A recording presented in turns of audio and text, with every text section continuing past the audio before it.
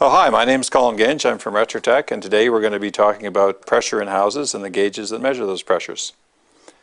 Typically, houses lose energy in the pressure range from 0 to 5 pascals, and you're probably wondering, well, what is a pascal? Well, we'll be talking about that too. Those pressures are created by wind and stack and various forces that act on the house.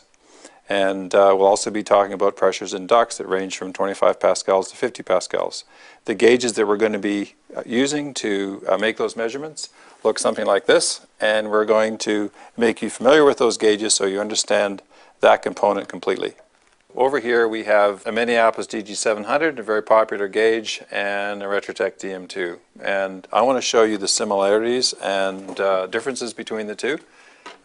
Certainly more differences than similarities. So the first thing you'll notice is both of them have two numbers in the display.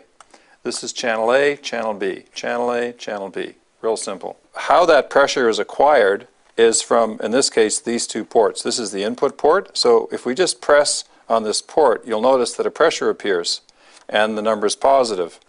If we press on this port, you'll notice that a pressure appears and the number is positive. Now the fact that I'm pressing on that port and a little bit of my fingers kind of squeezing into that hole is enough to actually create a pressure in this gauge. And exactly the same thing happens on this gauge, but the ports are back here. So what I'm going to do is I'm going to press on these ports and you're going to see the same kind of behavior. Exactly. So what we're looking at here is the difference in pressure between this port and this port. So if we have a positive pressure on this port and the same pressure on this port, we don't read anything at all because we're actually reading differential. If we have a positive pressure on this port, it'll read negative. You notice the negative sign over here. Same thing on this gauge. We press on these ports, which are the negative ports, we get negative pressures. So we're going to get a little bit more familiar with this positive and negative pressure business. So first thing I'm going to do is take a tube, and I put a green tube on the input here, and I'm going to blow in the tube. Now when we blow in the tube, we expect a positive pressure. So here I am blowing. And we have a positive value appearing. Now if I suck on the tube, we have a negative value appearing, which is exactly what we would expect. So positive, blowing, negative, sucking. Now, we get exactly the same thing going on over here, but what I've done is I've changed the units from pascals to inches of water. Now you can see that these are very, very convoluted units. There's 250 of these and one of those. So let's try the same thing. Positive,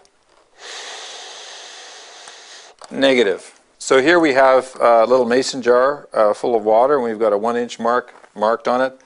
This gauge is set to inches of water column.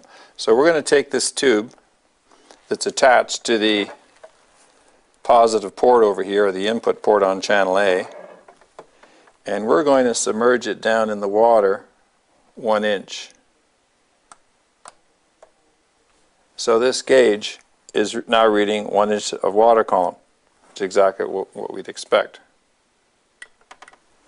Now, just to show you what that looks like in pascals, we'll take the tube from the other gauge and we'll submerge it down the same 1 inch, and we're reading roughly 250 pascals, which is what an inch of water column is. Now there's a little bit of compression that occurs here because the water will actually flow up in the tube a little bit. So put it down another 1/16 of an inch or so, and we come up to almost exactly 250 pascals, which is the definition of an inch of water column.